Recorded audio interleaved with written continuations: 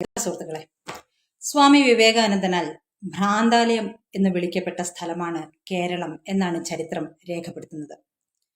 ലോകത്തിലെ പല സ്ഥലങ്ങളിലും ഭാരതത്തിലൊട്ടാകെയും ഒക്കെയും സഞ്ചരിച്ചിട്ടുള്ള സ്വാമിജി ഈ അയിത്തവും ജാതി വ്യവസ്ഥയും ഉച്ചനീചത്വവും ഒക്കെ പല രീതിയിൽ പല സ്ഥലത്തും കണ്ടിട്ടുണ്ടാവും. പക്ഷേ കേരളത്തെ മാത്രം എന്തുകൊണ്ടാണ് സ്വാമിജി ഭ്രാന്താലയം എന്ന് പറഞ്ഞിട്ടുണ്ടാവുക? അത് കേരളത്തിലെ ഒരു പ്രത്യേകത കണ്ടിട്ടാണ്. ഈ കേരളത്തിലെ ഹിന്ദുവിൽ നിന്ന് താഴ്ന്ന ജാതി എന്ന് പറയപ്പെടുന്നവർ സെമിറ്റിക് മതത്തിലേക്ക് മതം മാറിക്കഴിഞ്ഞാൽ അവർക്ക് കിട്ടുന്ന ഒരു ബഹുമാന്യതയുണ്ട്. അവർക്ക് ഈ ഉയർന്ന ജാതി എന്ന് പറയുന്നവരും അവനവന്റെ പൂമുഖത്ത് കസേര വലിച്ചിട്ട് കൊടുക്കും എന്നുള്ളതാണ് ആ പ്രത്യേകത. അല്ലെങ്കിൽ ആ ഒരു അംഗീകാരം കിട്ടും. അത് തൽക്കാലത്തേക്ക് ആണ് എന്ന് വെച്ചാലും അത് MTയുടെ അസുരവിത്തൊക്കെ നോക്കിയാൽ മനസ്സിലാവും. തൽക്കാലത്തേക്ക് ഒരു ബഹുമാന്യതയൊക്കെ അതിലെ നായകന് കിട്ടുന്നുണ്ട്. പിന്നീട് ആ അവഗണന അനുഭവിച്ച് പിന്നീട് അയാൾ വഴിമാറി പോകുന്നുണ്ട്. അപ്പൊ തൽക്കാലത്തേക്ക് കിട്ടുന്ന ഈ ബഹുമാന്യത കൊണ്ട് എല്ലാവരും ചിലരെങ്കിലും അല്ലെ കുറെ പേരെങ്കിലും അങ്ങോട്ട് മതം മാറിപ്പോകുന്നു. അത് ഹൈന്ദവ സമൂഹത്തെ എത്രമാത്രം ശോഷിപ്പിക്കുന്നു, ഹിന്ദു മതത്തിന് അത് എന്തുമാത്രം തിരിച്ചടി നൽകുന്നു എന്നുള്ള വേദന കൊണ്ടാണ് സ്വാമിജി പറഞ്ഞത് കേരളം ഭ്രാന്താലയമാണ് എന്ന്. അപ്പോ ഇതേപോലെ തന്നെ ഈ ജാതി വ്യവസ്ഥ മറ്റുള്ള എല്ലാ സമൂഹങ്ങളിലും പല രീതിയിലും ഉണ്ട്. ഇതിപ്പോ ഹിന്ദു സമൂഹത്തിൽ മാത്രമൊന്നുമല്ല. ഇപ്പം ഇസ്ലാമിനെ എടുത്തു നോക്കും. മുജാഹിദ് സുന്നി എന്ന് പറയുന്നതിൽ തന്നെ എത്രയോ വിഭാഗങ്ങളുണ്ട് എന്നാണ് പറയുന്നത്. മുജാഹിദിൽ തന്നെ പല വിഭാഗമുണ്ട്, സുന്നിയിൽ പല വിഭാഗമുണ്ട്. ക്രിസ്ത്യൻസിൽ നോക്കിയാലോ അതിലും ഒരുപാട് വിഭാഗങ്ങൾ നമുക്കറിയാം. ഈ രണ്ട് സെമിറ്റിക് മതത്തിലും പരസ്പരം പള്ളിയിൽ പോകാത്ത വിധത്തിലാണ് ഈ കാസ്റ്റ് സിസ്റ്റം അല്ലെങ്കിൽ ഈ അവാന്തര വിഭാഗങ്ങൾ നിലനിൽക്കുന്നത്.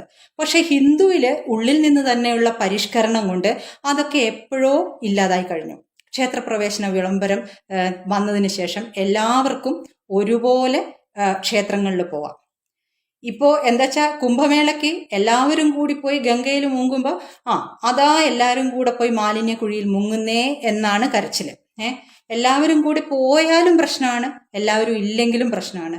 നിങ്ങൾക്ക് ഏതാണ് നല്ലത് എന്നൊന്ന് പറഞ്ഞു കിട്ടിയാൽ നന്നായിരുന്നു. അപ്പോ ഈ ജാതി വ്യവസ്ഥ ഇത് ലോകത്ത് എല്ലായിടത്തും പല രീതിയിലും നിലനിന്നിരുന്നു. ഒന്നുകിൽ വർണ്ണവ്യവസ്ഥയായിട്ട്. അമേരിക്കയിലൊക്കെ നമ്മൾ ഈ തലയിൽ വെച്ചുകൊണ്ട് നടക്കുന്ന ഈ അടിമത്തം അവസാനിപ്പിച്ചു എന്നൊക്കെ പറയുന്ന അബ്രഹാം ലിങ്കണൊക്കെ അവിടുത്തെ തനത് ജനതയോട് ചെയ്ത ക്രൂരത എന്താണെന്ന് ചരിത്രത്തിന്റെ താളുകളിൽ മറച്ചു വയ്ക്കപ്പെട്ടിട്ടുണ്ട്. അതുപോലെ തന്നെ എല്ലായിടത്തും ഈ കാസ്റ്റ് സിസ്റ്റം പല രീതിയിലും ഉണ്ടായിരുന്നു. ഇപ്പോഴും അത് പല രീതിയിലും നിലനിൽക്കുന്നുമുണ്ട്. അപ്പൊ അത് ഉള്ളിൽ നിന്ന് തന്നെ പരിഷ്കരണം കൊണ്ട് ഇല്ലാതാക്കാൻ ശ്രമിക്കുന്ന ഏറ്റവും പഴയ ഒരു ധർമ്മം എന്ന് പറയുന്നത് ഇപ്പോൾ നിലനിൽക്കുന്നത് സനാതന ധർമ്മമാണ്. അപ്പൊ എന്തായാലും അതില്ലാതായിരുന്നു എന്നൊന്നും പറഞ്ഞൊന്നും വെള്ളപൂശുന്നൊന്നുമില്ല. ഉണ്ടായിരുന്നു. ശ്രീനാരായണ ഗുരുവിനെ പോലെയും ചട്ടമ്പി സ്വാമികളെ പോലെയും വിവേകാനന്ദ സ്വാമികളെ പോലെയും വീര സാവർക്കറിനെ പോലെയുള്ളവരൊക്കെ ഉള്ളിൽ നിന്ന് തന്നെ പരിഷ്കരിച്ചുകൊണ്ട് അതിനെ ഒരു പരിധിവരെ ഇല്ലാതാക്കിയിട്ടുണ്ട്. ഇപ്പൊ എന്തായാലും സാമൂഹികമായ ഉച്ചനീചത്വങ്ങളൊന്നും ആരുടെയും ആ പ്രവൃത്തിയിലില്ല. ചിലപ്പോൾ ചില മനുഷ്യരുടെ ഉള്ളിലുണ്ടാവുമായിരിക്കും. എന്തായാലും ഞാൻ പറഞ്ഞു വന്നത് ശ്രീനാരായണ ഗുരുവിന്റെ നിർദ്ദേശപ്രകാരമാണ് 1921 ഖിലാഫത്തിന് ശേഷം കുമാരനാശാൻ ഏറനാട് സന്ദർശിക്കുന്നത്. അതിന്റെ നിജസ്ഥിതി അറിഞ്ഞു വരാൻ പറഞ്ഞുകൊണ്ടാണ് ശ്രീനാരായണ ഗുരു അദ്ദേഹത്തെ പറഞ്ഞയക്കുന്നത്. അദ്ദേഹം അവിടെ പോയി ആ ഏറനാട്ടിൽ പോയി അവിടുത്തെ കൊലപാതകവും കൊള്ളിവെപ്പ് ബലാത്സംഗം ക്ഷേത്രധ്വംസനം ഒക്കെ നേരിട്ട് അറിഞ്ഞ് അത് ശ്രീനാരായണ ഗുരുവിനെ പോയി അറിയിക്കുന്നു. അതിനുശേഷം അദ്ദേഹം എഴുതുന്നതാണ് ദുരവസ്ഥ എന്ന് പറയുന്ന ആ ഒരു ഖണ്ഡകാവ്യം എന്ന് പറയുന്നത്. അതിന്റെ പശ്ചാത്തലം എന്ന് പറയുന്നത് 1921 മാപ്പിള കലാപമാണ്. ഇതിലെ നായകനും നായിക എന്ന് പറയുന്നത് ചാത്തൻ എന്ന് പറയുന്ന ഒരു പുലയനും സാവിത്രി എന്ന് പറയുന്ന ഒരു നമ്പൂതിരി സ്ത്രീയുമാണ്.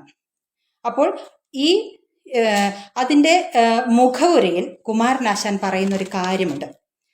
ഈ ഈ മഹാവിപത്ത് എന്ന് പറയുന്നത് 1921 മാപ്പിള കലാപം. ഈ മഹാവിപത്തിന്റെയും ഇത് പഠിപ്പിച്ച പാഠങ്ങളിൽ ചിലതിന്റെയും ഓർമ്മയെ സമുദായത്തിന്റെ പുനഃസംഘടനയ്ക്ക് പ്രേരകമാകത്തക്കവണ്ണം നിലനിർത്തണമെന്നുള്ളതാണ് ദുരവസ്ഥ എന്ന പാട്ടിന്റെ ഉദ്ദേശം. അപ്പോൾ ഇത് ഉള്ളിൽ നിന്നുകൊണ്ടുള്ള പരിഷ്കരണത്തിന് നാം ഒന്നിച്ചു നിൽക്കണം. ഈ ഐത്തം ജാതി വ്യവസ്ഥ നമ്മളെ എങ്ങനെ ദുർബലരാക്കുന്നു എന്ന് സമൂഹത്തെ പഠിപ്പിക്കാൻ, ഓർമ്മിപ്പിച്ചുകൊണ്ടിരിക്കാൻ വേണ്ടിയാണ് ഇത് എഴുതിയിട്ടുള്ളത് എന്ന് കുമാരനാശാൻ അതിന്റെ മുഖവുരയിൽ പറഞ്ഞിട്ടുണ്ട്. അപ്പോൾ ഇത് തുടങ്ങുന്നത് എങ്ങനെയാണ് എന്ന് വെച്ചാൽ, കേരള ജില്ലയിൽ കേദാരവും കാടും ഊരും മലകളുമാർന്ന നാട്ടിൽ ക്രൂര മുഹമ്മദർ ചിന്തുന്ന ഹൈന്ദവ ചോരയാൽ ചോന്നെഴുമേറ നാട്ടിൽ. എവിടെയാണ് കഥ നടക്കുന്നത് എന്ന് അടയാളപ്പെടുത്തുന്നത്, കുമാരനാശാൻ അടയാളപ്പെടുത്തിയിരിക്കുന്നത് ക്രൂര മുഹമ്മദർ ചിന്തുന്ന ഹൈന്ദവ ചോര കൊണ്ട് ചോന്ന ഏറനാട്ടിലാണ് ഈ കഥ നടക്കുന്നത് എന്നുള്ളതാണ്. അപ്പോൾ എന്തുകൊണ്ടാണ് ഈ സാവിത്രി ചാത്തന്റെ അടുത്ത് എത്തുന്നത് എന്ന് പറയുന്നു. അതിങ്ങനെയാണ്: ഭള്ളാർന്ന ദുഷ്ട മുഹമ്മദന്മാർ കേറി കൊള്ളയിട്ടാർത്തഹോ തീ കൊളുത്തി വെന്തുപോയൊരു വമ്പിച്ച മനയിലെ സന്താനവല്ലിയാണിക്കുമാരി. ഈ പെൺകുട്ടി ഒരു മനയിലെ നമ്പൂരിക്കുട്ടിയാണ്. ഭള്ളാർന്ന ദുഷ്ട മുഹമ്മദന്മാർ കേറി കൊള്ളയിട്ട് ആർത്ത് തീ കൊളുത്തി വെന്തുപോയ ഒരു മന, കത്തിപ്പോയ ഒരു മനയിലെ സന്താനവല്ലിയാണ്, കുട്ടിയാണ് ഈ പെൺകുട്ടി സാവിത്രി എന്ന് പറയുന്നത്. കൊള്ളക്കാരൊട്ടാളെ വെട്ടിക്കൊല ചെയ്തും അള്ളാമതത്തിൽ പിടിച്ചു ചേർത്തും ഉള്ളിൽ നടക്കും തിരക്കിലിരുട്ടിലി പുള്ളിമാൻ കണ്ണിയാൾ ചാടിപ്പോന്നാൾ. എങ്ങനെയാണ് ചാടിപ്പോന്നത്, രക്ഷപ്പെട്ടത്? ആ കൊള്ളക്കാർ, ഈ ക്രൂര മുഹമ്മദരായ കൊള്ളക്കാർ അകത്തുള്ള ആൾക്കാരെ, മറ്റുള്ളവരെ വെട്ടിക്കൊല ചെയ്യുമ്പോഴും അള്ളാഹ് മതത്തിൽ പിടിച്ചു ചേർക്കുമ്പോഴും അവരുടെ മതത്തിലേക്ക്, അള്ളാഹുവിന്റെ മതത്തിലേക്ക് അവരെ നിർബന്ധിച്ച് ചേർക്കുമ്പോഴും ഉള്ളിൽ നടക്കുന്ന തിരക്കില്, ഇരുട്ടില് ഈ പെൺകുട്ടി, ഈ സുന്ദരിയായ പുള്ളിമാൻ കണ്ണിയാൾ, അത്രയും സുന്ദരിയാണ്, നല്ല കണ്ണുള്ളവൾ, അവൾ ചാടിപ്പോരുകയാണ്. അതാണ് അന്നത്തെ ആ സാഹചര്യത്തെ പറ്റി കുമാരനാശാൻ പറഞ്ഞിട്ടുള്ളത്. പിന്നെ ഈ ക്രൂരതയെ പറ്റി പറയുമ്പോൾ കുമാരനാശാൻ പറയുന്ന ഒരു കാര്യമുണ്ട്. അമ്മമാരില്ലേ, സഹോദരിമാരില്ലേ, ഇമ്മൂർഖർക്കീശ്വര ചിന്തയില്ലേ. അമ്മമാരില്ലേ, സഹോദരിമാരില്ലേ, ഇമ്മൂർഖർക്കീശ്വര ചിന്തയില്ലേ. ഹന്തമതമെന്നു ഘോഷിക്കുന്നല്ലോ ഈ ജന്തുക്കളെന്തതിൽ നീതിയില്ലേ. എന്തുകൊണ്ടാണ് ഈ മൂർഖർക്ക് സ്വന്തമായ അമ്മയും സഹോദരിമാരും ഇല്ലേ, പെണ്ണുങ്ങളെ എന്തുകൊണ്ടാണ് ഇങ്ങനെ ദ്രോഹിക്കുന്നത്? മതമെന്ന് ഘോഷിക്കുന്നുണ്ടല്ലോ, മതം എന്ന് പറയുന്നുണ്ടല്ലോ, ഈ ജന്തുക്കൾക്ക് ഈ പറയുന്ന മതത്തിൽ നീതിയില്ലേ എന്നാണ് കുമാരനാശാൻ ചോദിച്ചിട്ടുള്ളത്. അപ്പോ ഈ സാവിത്രി ചാത്തനെ കൊണ്ട് പറയുന്നുണ്ട്, ചാത്തന് എൻ്റെ അടുത്ത് കിട്ടിയ രക്ഷയെ പറ്റി പറയുന്നുണ്ട്. ആർത്തയായി വന്നു കുടിലൊളിച്ചൊരൻ വാർത്ത പോലും ദുഷ്ടമാപ്പിളമാർ ഓരാതെ കാത്തെന്നെ രക്ഷിച്ചു നീ മഹാഘോര ലഹള ചുറ്റും നടക്കേ.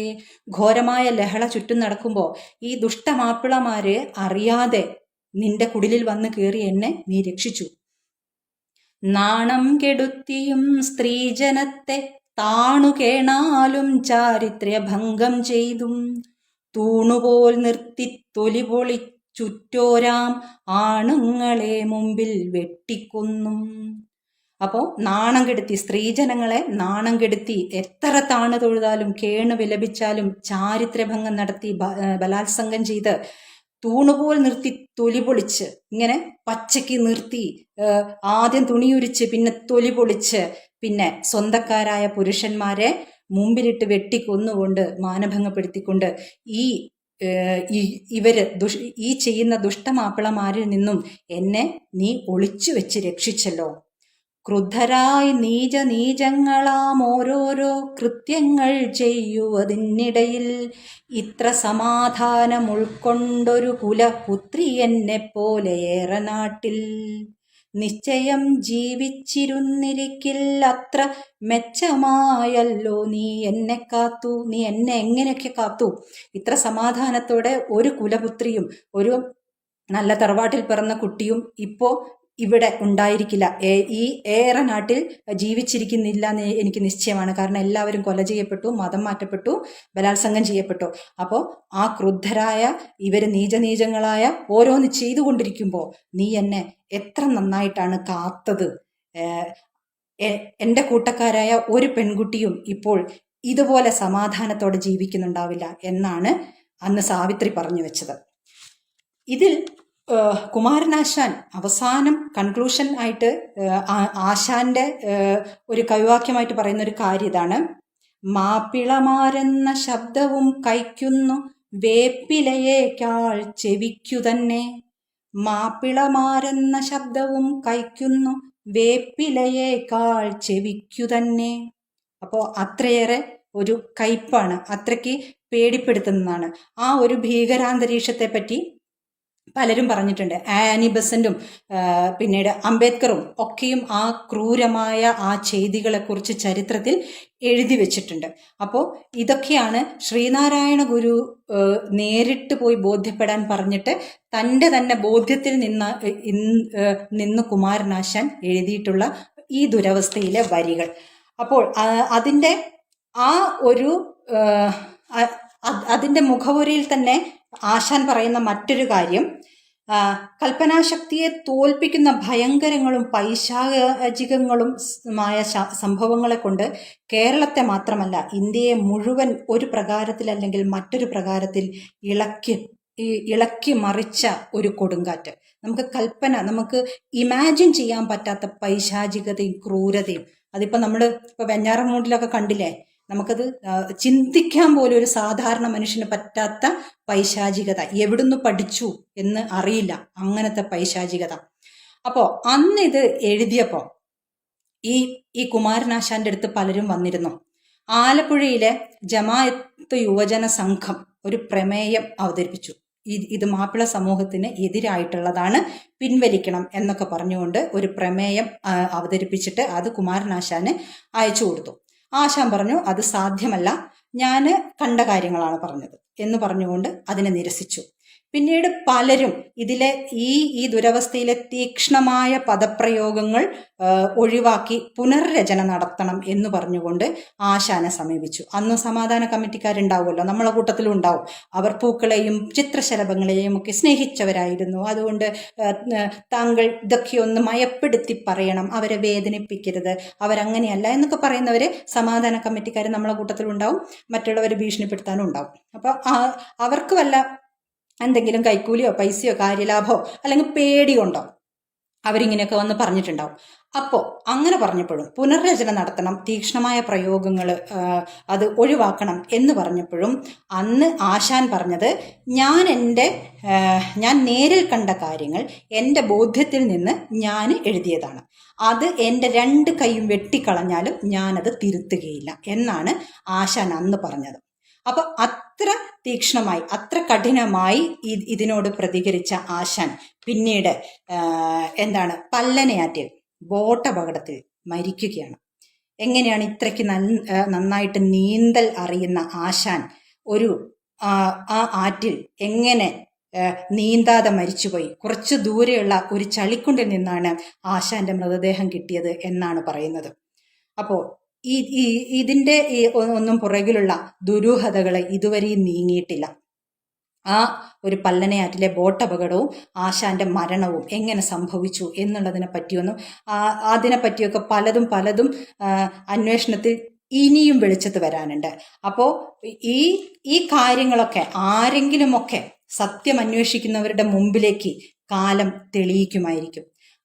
അന്ന് കാലം തെളിയിച്ചു കൊടുക്കുമ്പോൾ അവർക്ക് അത് വിളിച്ചു പറയാനുള്ള, സമൂഹത്തോട് വിളിച്ചു പറയാനുള്ള, ആ സത്യം വിളിച്ചു പറയാനുള്ള ധൈര്യം അന്ന് ദൈവം കൊടുക്കട്ടെ. ആ വിളിച്ചു പറയുന്നവർക്കുള്ള സപ്പോർട്ട് കൊടുക്കാൻ നമുക്കും നട്ടെല്ലുണ്ടാവട്ടെ. രാഷ്ട്രായ സ്വഹ ഇദം നമ്മമ.